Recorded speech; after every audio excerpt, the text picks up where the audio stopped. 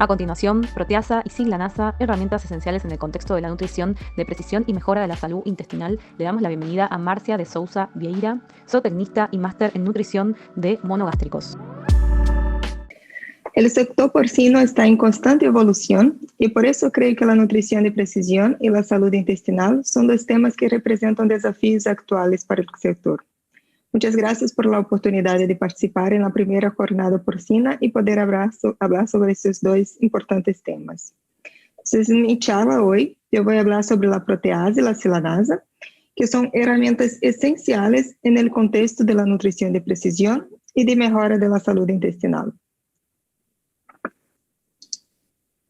Bueno, la nutrición de precisión se define como la provisión al animal con un alimento que cumple con precisión sus requerimientos nutricionales, generando una máxima eficiencia productiva. Por lo general, cuando se trata de nutrición de precisión, el primer pensamiento está relacionado con los cambios en la formulación de la dieta para reducir los márgenes de seguridad de los nutrientes, principalmente la proteína cruda. Pero reducir los márgenes de seguridad es solamente un factor dentro de la nutrición de precisión. Si pensamos en todos los procesos a lo que están sometidos los animales dentro del sistema de producción, nos damos cuenta de que lograr el máximo rendimiento no depende únicamente de la formulación. Por lo tanto, la nutrición de precisión incluye otros puntos importantes como la calidad de la materia prima, el manejo de la fabricación de los alimentos, el manejo de la alimentación, el almacenamiento del alimento y finalmente un buen manejo de control de enfermedades. Porque todos estos factores en conjunto disminuyen la capacidad del animal para aprovechar los nutrientes de la dieta. Por lo tanto, la nutrición de precisión es mucho más que una simple reformulación de las dietas. Hoy, la búsqueda de una proteína animal de mayor calidad y la reducción en el uso de antibióticos ampliaron esta temática. Por eso, me gustaría introducir un nuevo término, que es la nutrición intestinal de precisión. La nutrición intestinal de precisión incluye todos los factores de la nutrición de precisión y agrega la relación entre el animal, la nutrición y la microbiota. Cuando pensamos en nutrir el animal, es esencial entender que también estamos nutriendo la microbiota intestinal.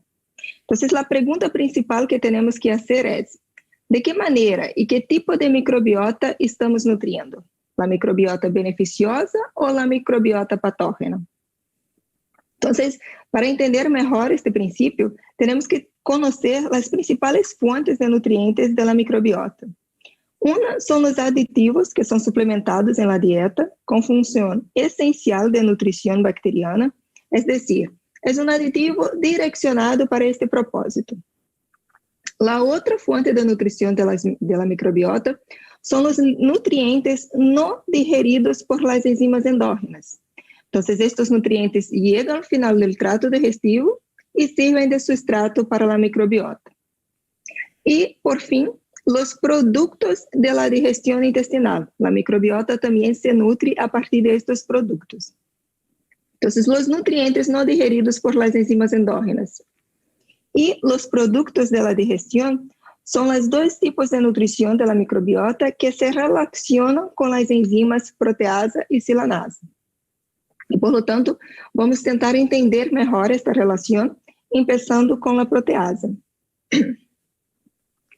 ¿Cuál es el papel de las enzimas o de la proteasa en el contexto de la nutrición intestinal de precisión y promoción de la salud intestinal?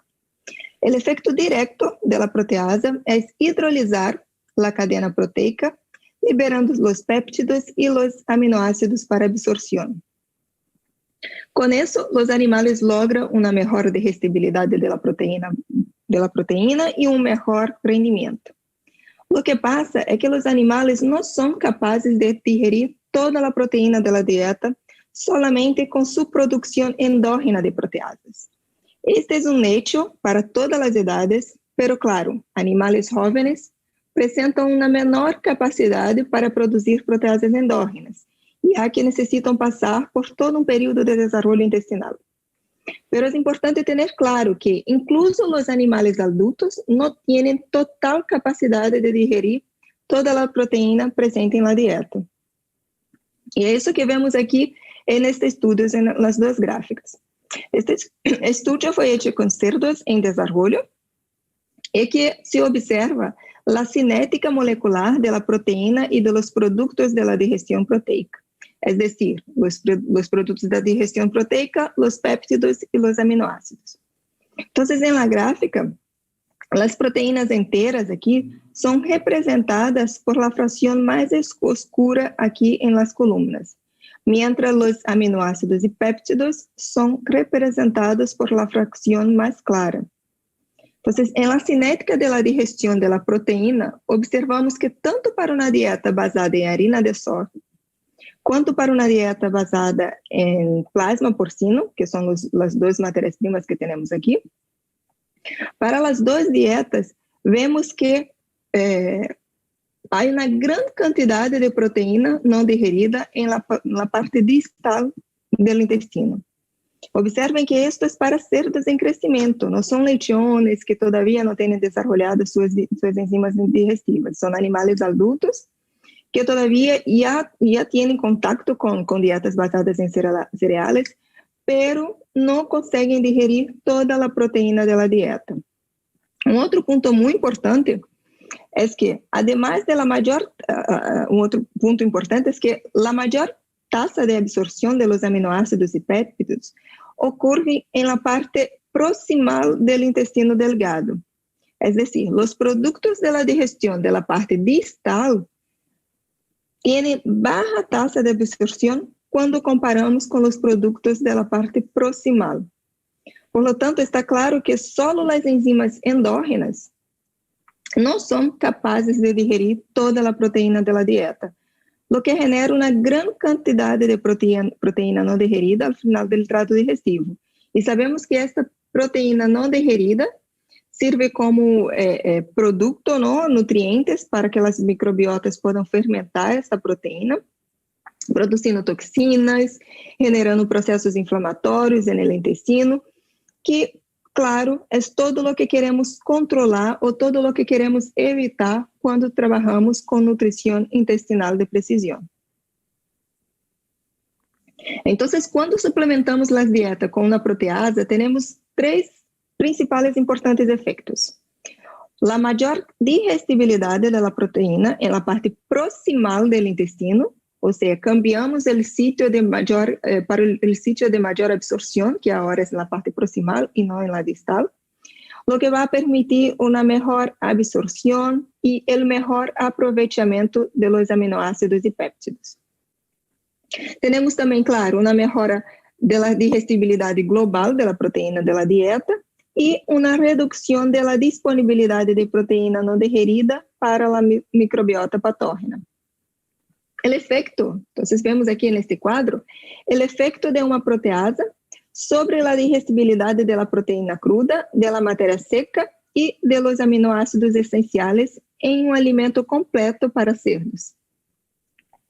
Observamos que a proteasa melhorou a digestibilidade da proteína cruda em 4,7% e também de los aminoácidos essenciais com promédio de 3,2%.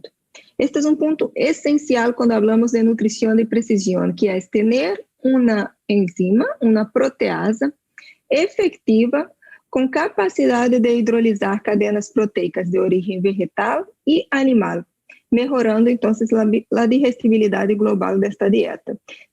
Se optamos por trabalhar com uma enzima que só tem atividade sobre um tipo de substrato, substrato de origem vegetal, e que não atua sobre o substrato de origem animal, a digestibilidade global da dieta, se esta inclui um substrato de origem animal, não vai ser completamente melhorada. Então, também, este ponto é muito importante, ter uma enzima que tenha esta ampla gama de atividade frente aos diferentes tipos de matérias-primas.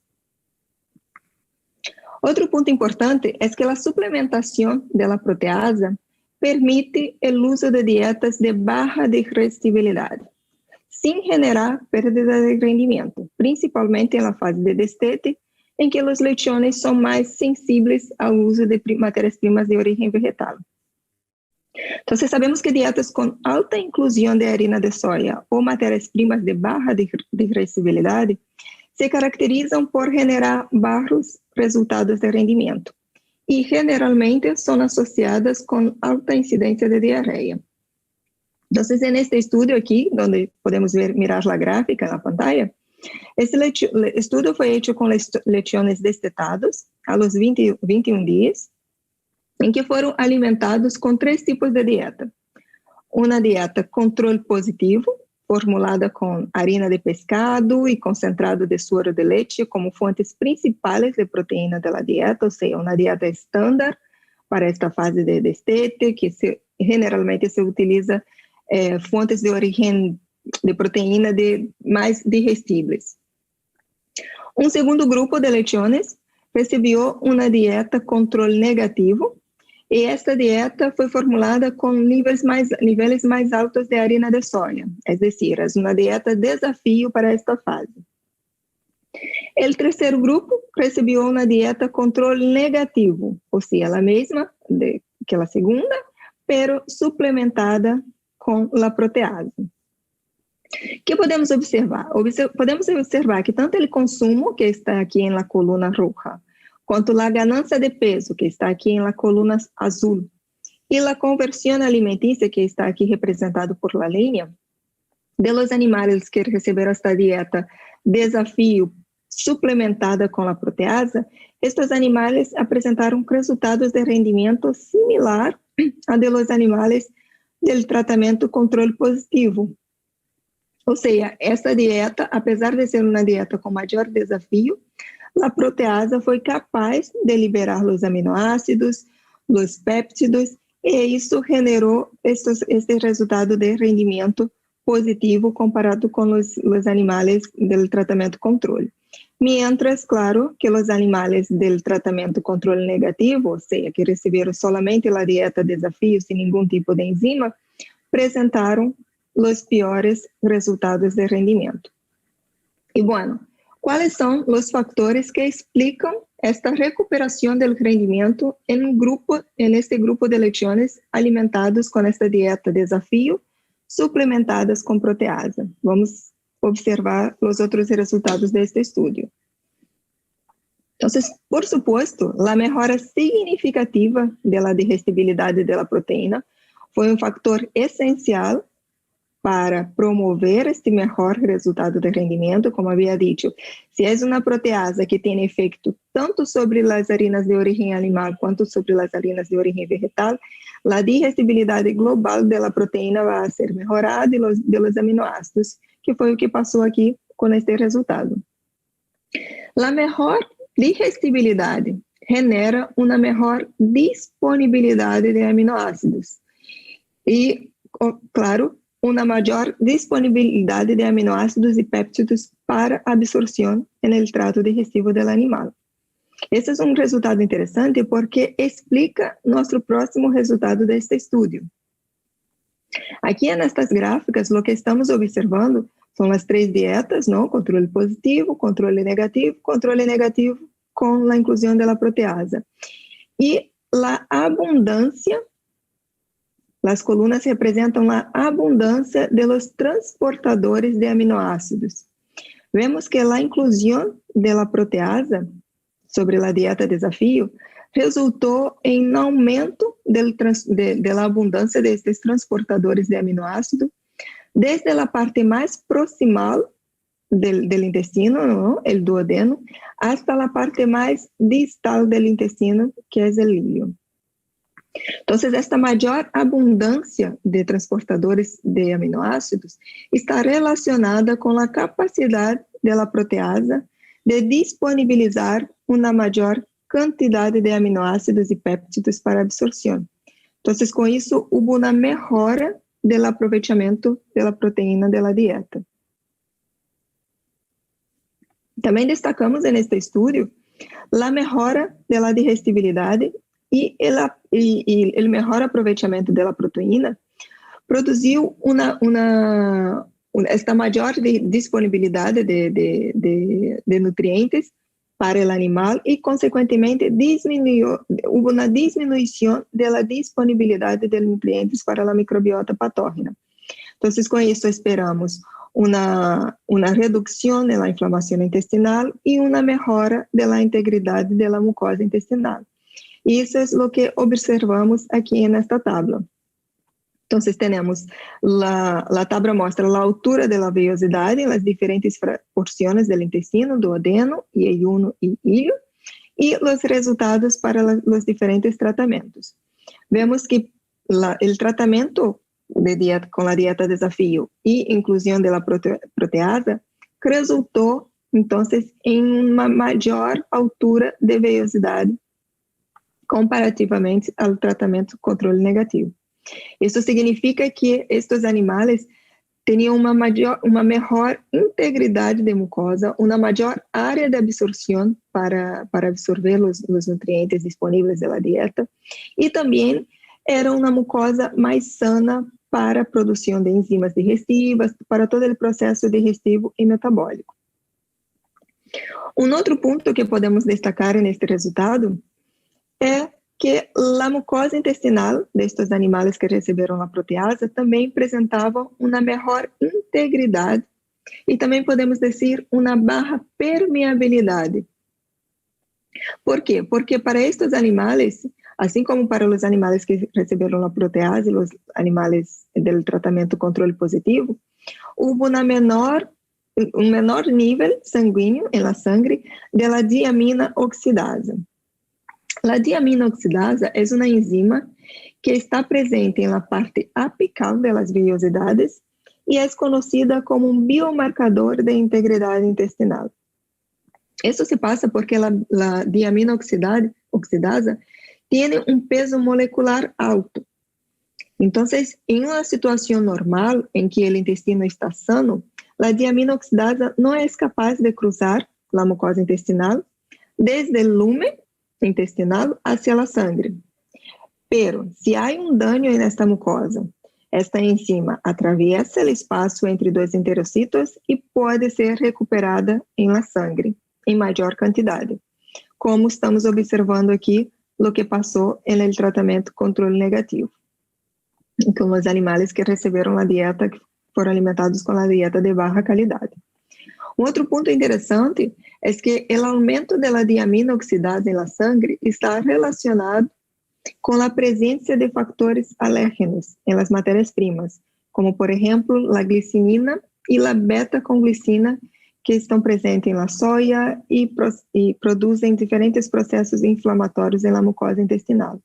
Mais uma vez, mostrando que a proteasa foi eficiente em melhorar a saúde intestinal destes animais, melhorando, então, a integridade intestinal desta mucosa, tanto em termos de arquitetura de vellosidades, quanto de permeabilidade intestinal. E, claro, a melhor digestibilidade e o melhor aproveitamento da proteína resulta, então, em uma baixa disponibilidade de nutrientes para a microbiota patógena, e com isso esperamos baixos resultados, baixa incidência de diarreia para estes animais.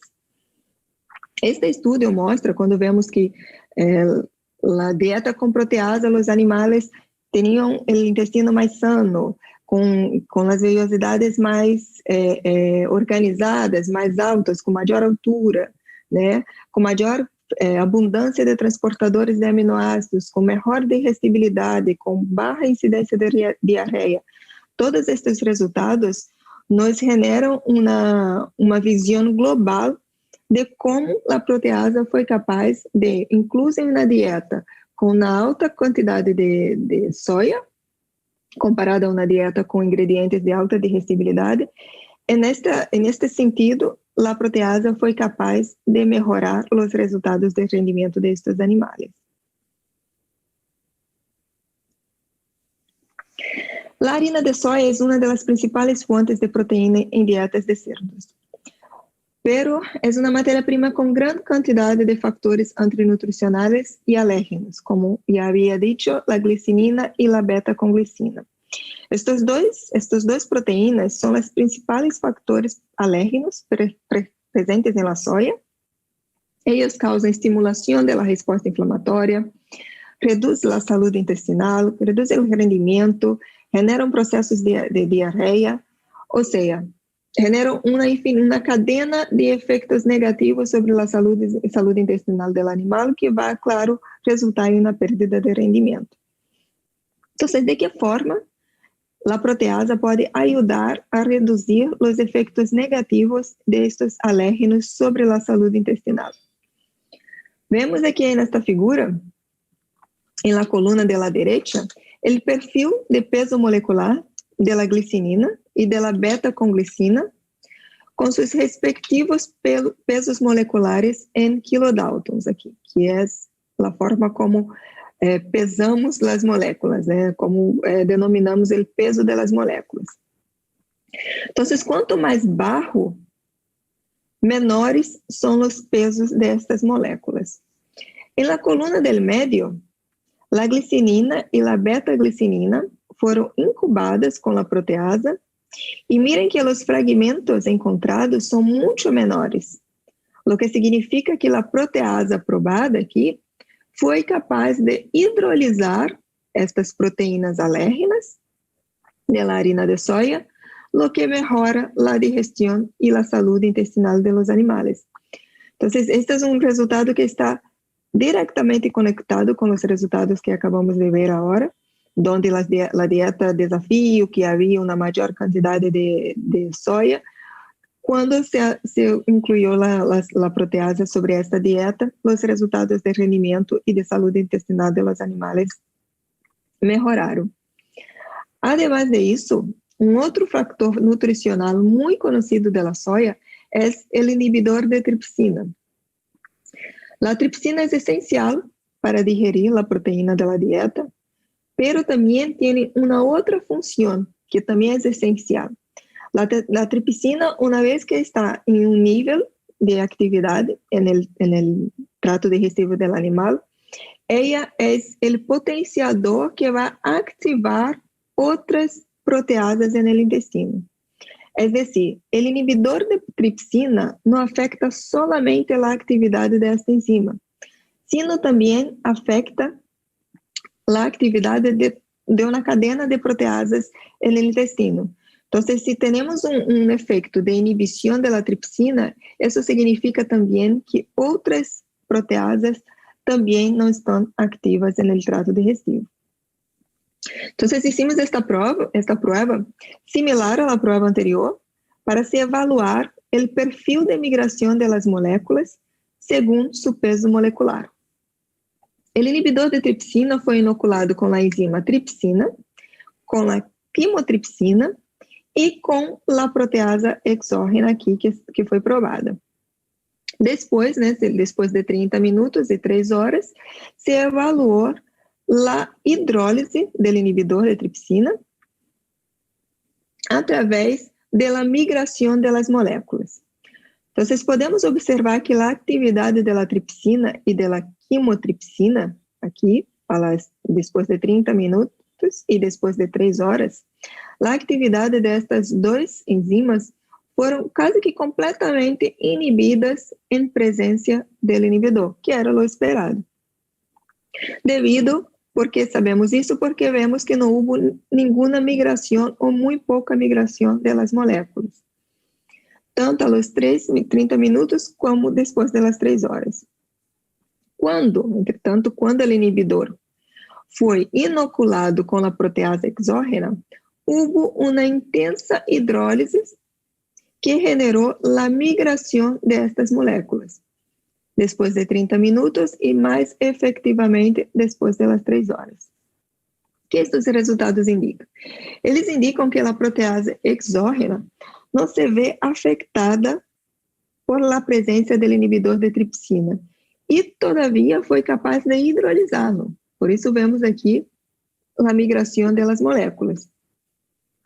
Então, esta capacidade da proteasa exógena aqui probada, de hidrolisar proteínas alérgenas da soja, de ser mais resistente aos inibidores de proteína, son características esenciales de una proteasa que permite la mejor utilización de la soya, principalmente en dietas de animales jóvenes, y también permite un resultado más homogéneo, o sea, como hay esta mayor resistencia a los inhibidores, los diferentes lotes de soya van a se comportar de forma similar, porque el inhibidor no va a estar inhibindo la proteasa exógena. Entonces, se espera resultados más homogéneos y más consistentes. Y bueno, ahora pasamos un poco a la silanasa. La silanasa tiene un concepto diferente porque la silanasa no es producida por los cerdos. De esta forma, ella es una herramienta esencial para mejorar la digestibilidad de la energía, de los nutrientes y reducir los efectos negativos de la fracción fibrosa de la dieta sobre la salud intestinal y sobre el rendimiento. El sustrato de la silanasa son los arabinosilanos, que son clasificados en dos fracciones, como podemos ver aquí en el diagrama. La fracción soluble tiene la capacidad de atrapar agua y genera problemas de viscosidad.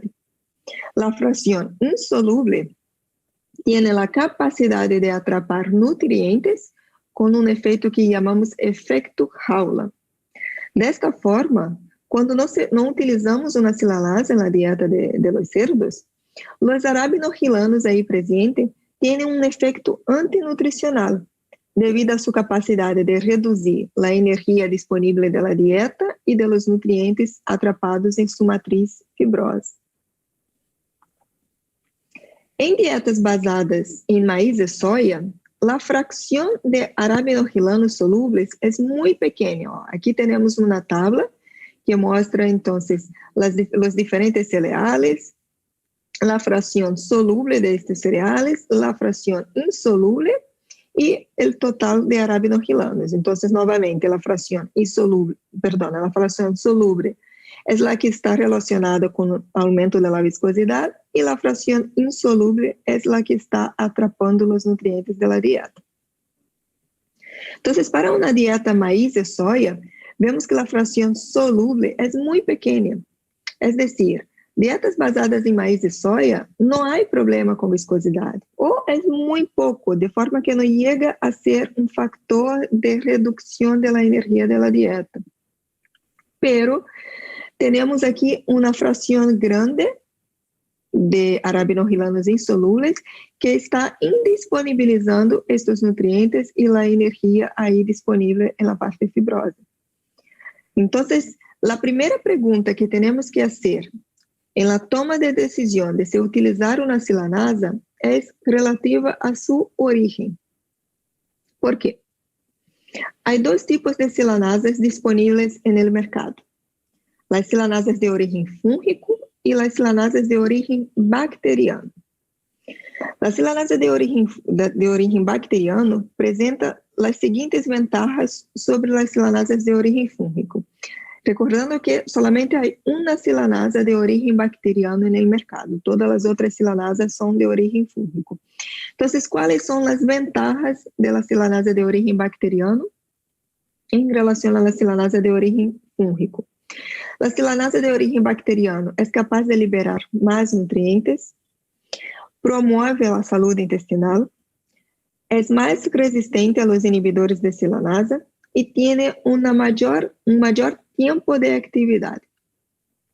Vamos a entender mejor cada una de estas ventajas y ver cómo que estas ventajas en conjunto actúan mejorando la liberación de energía, de nutrientes y los resultados de rendimiento de los cerdos. Bueno, el efecto de la silanasa sobre las fracciones solubles y insolubles de los arabinohilanos es dependiente de la origen de la silanasa. Vamos a mirar esta tabla. Esta tabla muestra la afinidad para arabinohilanos insolubles y solubles de diferentes silanasas. Entonces, aquí tenemos los microorganismos productores de la silanasa. En la primera línea tenemos entonces la silanasa de origen bacteriano, Bacillus subtilis, y todas las otras son las silanasas de origen fúngico presentes en el mercado. Y en esta columna lo que vemos es la afinidad relativa de los para la actuación sobre los arabinohilanos insolubles y solubles. Entonces, la tabla muestra esta afinidad de estas diferentes silanases sobre la porción soluble e insoluble de los arabinosilanos. Como vemos aquí, la única silanasa de origen bacteriano es la que tiene la mayor afinidad con la porción insoluble, o sea, la porción que atrapa nutrientes. Además, claro, de tener una afinidad con la porción soluble, la que genera viscosidad. Pero, de nuevo, si estamos hablando de una dieta maíz y soya, que es la base de nuestras dietas latinoamericanas, nuestro mayor problema no es viscosidad. El problema de viscosidad son para dietas con una gran cantidad de trigo, dietas basadas en cebada y otros tipos de cereales. Entonces, el mayor potencial para la utilización de una silanasa es de una silanasa de origen bacteriano, porque esta que tiene la mayor afinidad con la porción insoluble de los arabinohilanos. Una otra gran ventaja de la silanasa de origen bacteriano es este efecto sobre la salud intestinal. ¿Cómo que la silanasa de origen bacteriano promueve la salud intestinal? A través de la alta relación endo-exosilanasa y producción de los arabinohilo-oligosacáridos, también conocidos como AXOS. Bueno, ¿qué es una silanasa con alta relación endo-exosilanasa? Cuando decimos endosilanasa, estamos hablando de una silanasa que hace un corte aquí más interior en la molécula, mientras que la exosilanasa hace un corte aquí más externamente a la molécula del arabinohilano. La silanasa de origen bacteriano tiene aproximadamente 20 veces más actividad endo que exo, mientras la silanasa de origen fúngico tiene un promedio de 3 hasta 5 veces más endo que exo. ¿Y cuál es la importancia de utilizar una silanasa con mayor afinidad endo, con mayor relación endo-exo? ¿Por qué? Cuando la silanasa con mayor afinidad endo hace corte en la molécula, ella libera estos pequeños fragmentos de carbohidratos de arabinohilanos conocidos como los AXOS. Los AXOS sirven como sustrato para las bacterias benéficas, como los lactobacilos, las bifidobacterias, que son las bacterias capaces de fermentar estos AXOS, y esta fermentación produce productos beneficiosos para la mucosa intestinal, como por ejemplo los ácidos grasos de cadena corta, como el ácido butírico, que sabemos que es esencial para la renovación de la mucosa. Cuando la silanasa tiene mayor efecto exo, esta silanasa no produce AXO, produce un pequeño fragmento de azúcar llamado silosa. La silosa, ella no tiene valor nutricional, no puede ser usada como fuente de energía. Y en cerdos, además de eso, la silosa reduce la capacidad de absorción de la mucosa intestinal porque genera procesos inflamatorios, principalmente en animales jóvenes. Animales jóvenes son altamente sensibles a altos niveles de silosa en el trato digestivo, generando diarrea, generando las pérdidas de rendimiento. Entonces, este estudio aquí muestra exactamente esto, esta promoción de la modulación de la microbiota beneficiosa cuando los animales son suplementados con la silanasa de origen bacteriano. Aquí tenemos entonces el tratamiento control, o sea, los animales no están siendo suplementados con la silanasa, y aquí en amarillo el tratamiento que los animales fueron suplementados con la silanasa. Entonces fueron todos lechones destetados a los 21 días y lechones susceptibles a E. coli, o sea, lechones que tenían mayor susceptibilidad a tener un proceso de diarrea. Entonces vemos que después de los 14 días y después de los 28 días, vemos una mayor persistencia del lactobacillus, de bactérias del género lactobacillus y también del lactobacillus reuteri, que es una bacteria que es la más, que fermenta, tiene una gran capacidad de fermentar ácido y producir ácido butírico. Entonces, esta modulación beneficiosa de la microbiota promueve esta mejor producción y persistencia de microorganismos beneficiosos a la salud intestinal de estos animales. Una otra ventaja de la silanasa bacteriana es su capacidad de ser menos sensible a los inhibidores de silanasa. ¿Por qué ocurre eso? ¿Por qué la silanasa de origen bacteriano tiene esta mayor resistencia a los inhibidores de silanasa? Los inhibidores de silanasa son moléculas presentes en los granos que tienen un sitio activo, vemos aquí en el diagrama, un sitio activo similar a lo de los sustratos. Una vez que el inhibidor forma el complejo enzima silanasa inhibidor, la enzima no es más capaz de formar el complejo silanasa sustrato y por lo tanto se torna inactiva. La concentración y el tipo de inhibidor presente en el grano va a variar de acuerdo con el cultivo.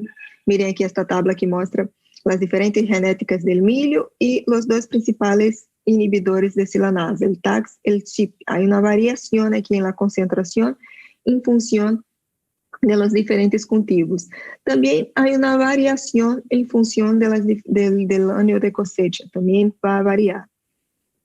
Entonces, este es un punto importante porque de una forma general no tenemos metodologías de rutina para evaluar los niveles de estos inhibidores de silanasa en los cereales. Sabemos que ellos están ahí presentes, principalmente cuando hay una contaminación más fuerte por micotoxinas, pero no sabemos cuánto. ¿Y cuál es la función de estos inhibidores? Ellos tienen justamente la función de inhibir la actuación de la silanasa. Ellos son producidos de una forma natural por la planta para se proteger contra el ataque de patógenos como hongos. Por eso que la silanasa de origen bacteriano, por ser de origen bacteriano, es más resistente, porque las de origen fúngico está más relacionada con estos inhibidores que son producidos para se proteger de los hongos. Entonces, de esta forma, la silanasa de origen bacteriano presenta esta mayor resistencia por no tener los sitios activos similares a los de las silanasas de origen fúngico. Eso es lo que vemos aquí en esta gráfica. Mire la gráfica que la silanasa de origen fúngico, aquí tenemos el porcentaje de inhibición en cereales en una dieta completa. Entonces tenemos aquí diferentes cereales, el maíz, el centeno, el trigo y también una dieta completa basada en maíz. ¿no? Entonces en amarillo tenemos el percentual de inhibición cuando el cereal o la dieta completa fueron inoculados con la silanasa de origen bacteriano, y en verde tenemos el percentual de inhibición cuando los cereales o la dieta fueron inoculados con la silanasa de origen fúngico. Entonces vemos aquí los altos percentuales de inhibición cuando hay la utilización de la silanasa de origen fúngico. Entonces, la resistencia al inhibidor de la silanasa es una característica fundamental de la silanasa de origen bacteriano, porque, novamente, como no hay rutina para evaluar si el nivel de estos inhibidores, nosotros no sabemos cuánto la silanasa puede estar siendo inhibida o no. Entonces, en una dieta completa como esta en la figura, si la decisión es por la utilización de una silanasa de origen fúngico, alrededor de 42% de esta silanasa va a estar inhibida. Mientras que si la decisión es por la utilización de la silanasa de origen bacteriano, la silanasa va a estar 100% activa, com sua atividade. Isso é muito importante porque, da mesma forma que se passa com a proteasa, a variabilidade dos resultados de rendimento de cerdos frente à utilização de uma silanasa é devido a diversos fatores. E a presença de los inibidores de la silanasa é um importante fator que hace com que, em los diferentes lotes, os animais, utilizando a mesma enzima, os animais não logrem ter resultados de rendimento homogêneos ou consistentes. Então, por ter a certeza que a silanasa de origem bacteriana vai estar menos inibida, ou seja, mais resistente a estes inibidores, por isso se espera que os animais, o que se vê em campo, os animais com resultados mais homogêneos e consistentes. Outro ponto a se destacar é o rango de pH da silanasa. A atividade de uma enzima é dependente de um rango de pH e do tempo de contato com o substrato. A diferença de outras silanasas que têm maior atividade no pH do estômago, um pH ácido, a silanasa de origem bacteriana apresenta uma atividade dentro do rango de pH intestinal, o que favorece o maior tempo de actuação desta enzima com o substrato. E, bueno, todas estas vantagens, ¿no? Mejor tempo de actuação, baixa resistência aos inibidores, mejor digestibilidade da energia, dos nutrientes, generam resultados como este. Aqui temos resultados de rendimento de cerdos de 25 até os 100 quilos de peso. Então, aqui na coluna vemos os resultados de ganância de peso e aqui em la linha os resultados de conversão. Frente a uma dieta, um tratamento controle, ou seja, sem a utilização de uma silanasa, um tratamento em que a silanasa de origem bacteriana foi suplementada on top desta dieta estándar, e o mesmo tratamento na silanasa, um tratamento em que a silanasa de origem fúngico foi adicionada on top da mesma dieta estándar. Mira que a silanasa, os animais que receberam a silanasa de origem bacteriana foram capazes de melhorar seus resultados de rendimento em relação à dieta estándar e, claro, em relação à dieta, o grupo de animais que receberam a dieta de origem fúngico, tanto para ganância quanto para conversão alimentícia, justamente em função de todos esses benefícios técnicos presentes em esta silanasa de origem bacteriana. E para finalizar, né, um ponto importante é como que podemos utilizar estas enzimas, não? Como vimos agora, no resultado anterior, podemos utilizar a silanasa e a proteasa on top de uma dieta estándar, e com isso, claro, se há espaço para crescimento destes animais, os animais vão lograr utilizar melhor, aproveitar melhor os nutrientes desta dieta, transformando isso em melhor rendimento, como observamos justamente aqui nesta prova, e também há a possibilidade de utilizar a silanasa e a proteasa com suas matrizes de proteína cruda, de aminoácidos e de energia. Então, com isso, logramos ter uma dieta mais de baixa densidade, de baixo custo, e quando añadimos sobre estas dietas a silanasa e a proteasa, temos, então, o regresso de los resultados de rendimento similar a de los animales estándar, pero añadindo aí um ahorro em los costos de formulação, que é super interessante, né? É imprescindível, principalmente agora que estamos vivendo uma época de alto custo das matérias-primas. Pero é importante destacar que, independentemente se a silanasa vai ser utilizada on top ou com sua matriz, vemos resultados como melhora da digestibilidade, não somente da silanasa, como da proteasa, redução na variação da qualidade do alimento e melhora da saúde intestinal. Então, novamente, trabalhar com nutrição de precisão não é solamente reduzir nutrientes da dieta, de reduzir margens de segurança. Trabalhar com nutrição de precisão é proporcionar com que os animais sejam capazes de aproveitar todos os nutrientes da dieta em sua melhor maneira possível, com sua máxima eficiência. Por isso que a proteasa e a silanasa são ferramentas essenciais no contexto da nutrição de precisão y mejora de la salud intestinal. Muchas gracias, espero todos en la mesa redonda.